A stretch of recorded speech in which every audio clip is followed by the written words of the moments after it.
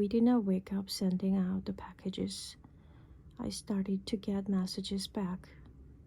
One message was from a podcaster on my Dream 100 list, whom I'd been listening to for years but had never actually met. John Lee Dumas from eofire.com. He told me he loved my book and he asked me to be on his podcast to talk about it. I quickly agreed, and within a few days, I was being interviewed by John Lee Dumas. He asked about my book, told people why he loved it, and then he told them to go buy a copy. Within a week of that episode airing, we had sold over 500 books from that one interview alone.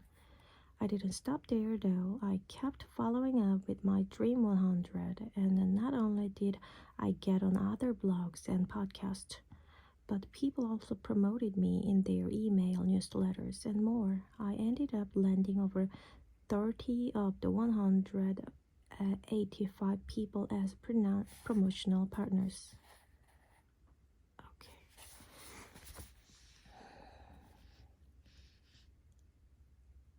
The second part of the Dream 100 strategy covered in more detail in Secret 4, Chapter 4.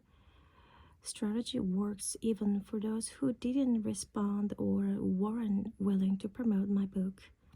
Advertising platforms like Facebook allows you to target your ads to people with certain interests. For example, Tony Robinson's was in my Dream 100.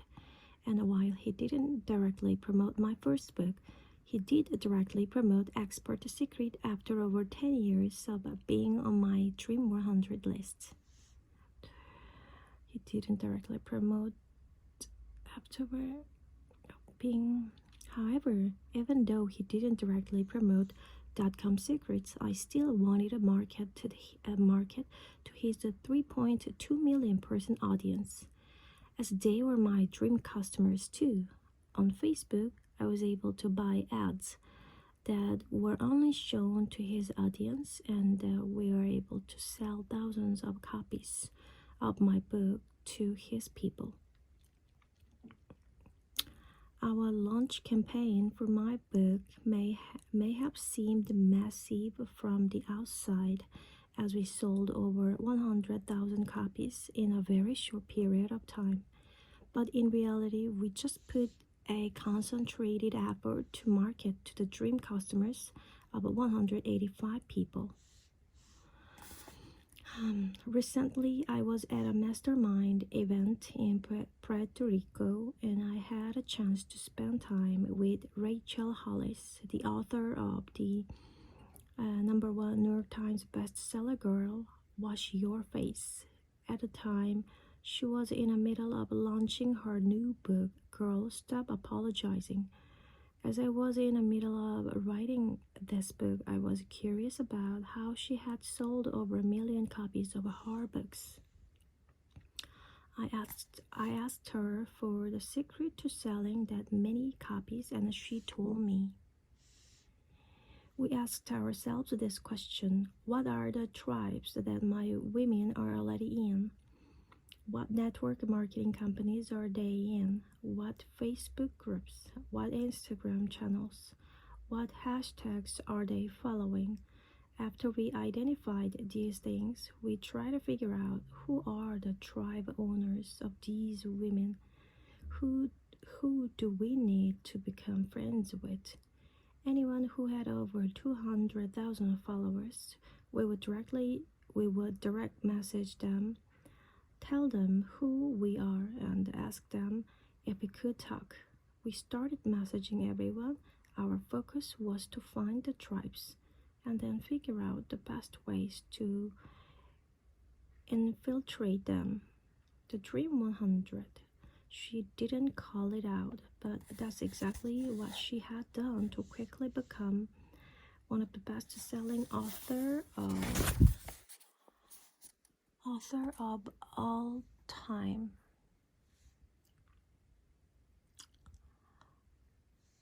Now, what some of you are thinking, Russell, this may work for you and Rachel when you're selling books, but I sell something different, so the Dream 100 can't work for me.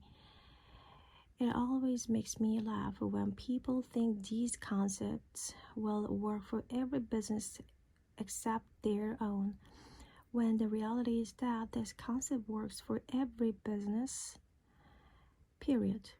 Let me share some more examples. Recently, I was listening to the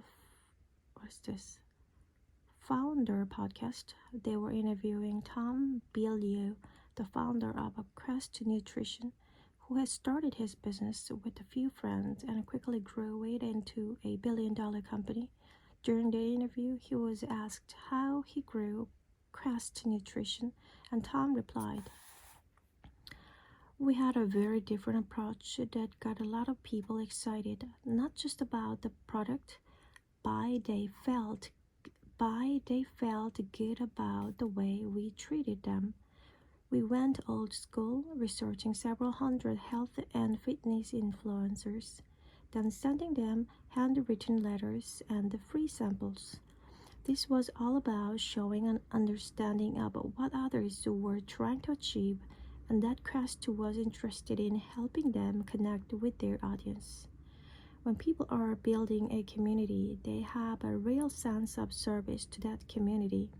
We would send them free product and just say, if you like it, tell people, and if you hate it, tell people that too. Not trying to store people's comments gave us a pretty great recommendation.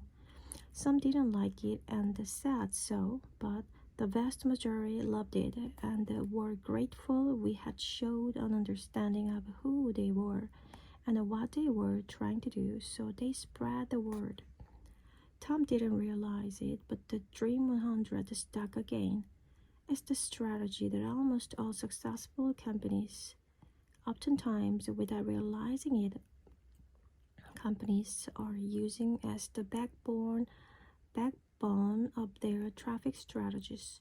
When most people hear the title of a Traffic Secrets, they assume I'm going to show how to run Facebook or YouTube ads. While those tools are great, they are just small external tactics of a much larger strategy.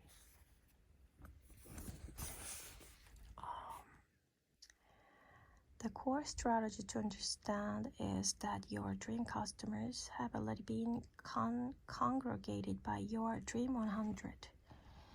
If you focus on identifying them and marketing to them, your dream customers will start flowing into your channels faster than by anything else you could do. A different Dream 100 on each platform. A few years ago, I decided to rebrand my podcast from the Marketing in Your Car show to the Marketing Secrets show. When we did this, I set it up as a new podcast and invited all my old listeners to resubscribe and join me on a new show. I had a lot of my faithful listeners move over to my new podcast, and then I brainstormed other ways to grow my show. I first started by leveraging the traffic that I own.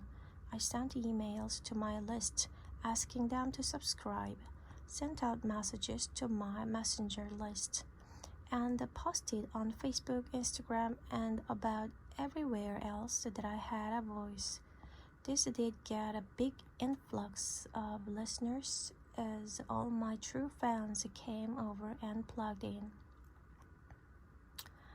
I was so excited about the immediate growth that I figured this initial surge would be all we needed as the catalyst that would grow the show.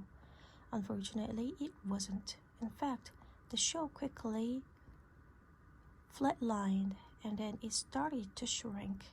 I was completely freaking out, wondering if I made a mistake starting a new show. After I sat in my office with a few of the people on my team brainstorming for hours about how to get our podcast to grow and what things I could do to get people to share my message, it hit me the big aha. It was so simple in my head, but as I blurted it to my team, it sounded stupid. People who listen to podcasts, well, they listen to podcasts, I said. Yeah. I'm not sure where you're going with this, Russell, my team responded. I have left. I think about it. We're trying to get people who love Instagram to move to Apple to listen to us. While our best fans did come, and the majority didn't. Why? Because people who are on Instagram love to consume content on Instagram.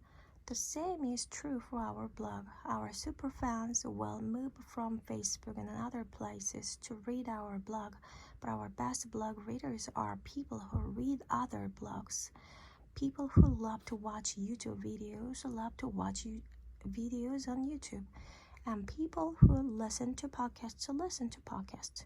We can spend a ton of time and money convincing people on these other platforms to move to podcasts, or we can spend at the same time and money focusing on the people who are already listening to podcasts. If they find a new show they love, they will listen every day.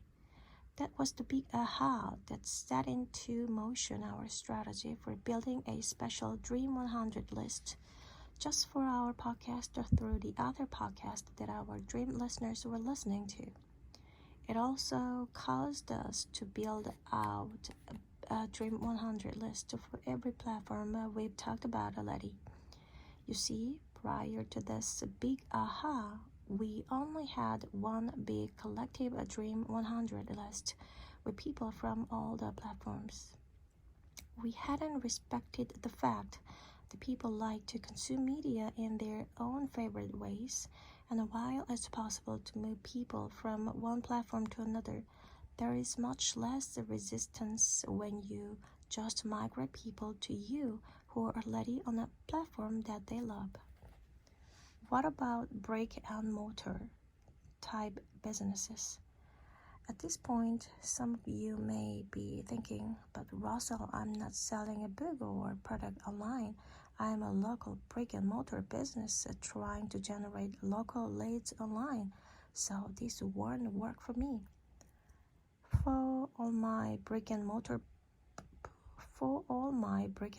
business owners, don't worry. This strategy still works, even though you will need to look at it a little differently. When building your Dream 100 list, instead of identifying the national influencers or leaders in your niche, you need to identify your local influencers. For example, if I owned a local juice bar, I would ask myself, who is my dream customer and where are they already congregating? My dream customer will be someone who is trying to get healthier. To find these dream customers, I will create a list of the local gyms, health food store, chiropractors, personal trainers, nutritionists, etc. And then start building my Dream 100 from that list. We'll show more examples of how these concepts work for brick-and-mortar businesses throughout this book, but I wanted to address it quickly here before some of you thought that this concept wouldn't work for you. Creating your Dream 100 list. The next step is for you to build out your Dream 100 list. Everything we do from this point forward, from paid ads to free traffic to joint ventures, will all build from this core foundation of the Dream 100. But for some reason, even though I've been talking about this concept for years and it seems easy enough for people to understand, very few people ever sit down to do the work and actually build it out. If you were to hire me today for a $100,000 consulting day, the first thing I would do with you is spend the first 3 to 4 hours building out this list. That is how important it is, so don't skip it. Yes, it's simple, but it's the foundation to everything. In my friend Dana Derrick's book, The Dream 100, I wrote the foreword, which includes, As the CEO and co-founder of the fastest growing non-VC backed software company in history, hitting 9 figures in under 3 years, it would seem difficult to narrow down the one thing that really propelled us to where we're more than anything else. But it's not. It's the Dream 100. The Dream 100 is the foundation for our entire company. At ClickFunnels, we don't just leverage the Dream 100 approach for traffic, we use it for everything. How do we pick the market we want to enter? We use the Dream 100 to research different markets and niches. Then we narrow in on the ones that suit us best. How do we decide on our blue ocean strategy? We use the Dream 100 to find the red oceans and carve out our place in the market. How do we create our app? How do we create our offers and figure out what's going to sell? We use the Dream 100 to model offers that are working in our marketplace, which takes out the headaches and hassle of blind guessing. Everything we've done has come off of mastering the Dream 100 and specifically knowing how to complement as opposed to compete. That's how you build your foundation. From there, you just get traffic, again tapping into the Dream 100, and the rest is history. The Dream 100 is where all traffic leads, whether it's Facebook ads and integration marketing, you name it. All traffic leads to and from. It all circles back to the Dream 100. If there's one area to invest as much time and money into your business as you possibly can from the beginning, it's the Dream 100.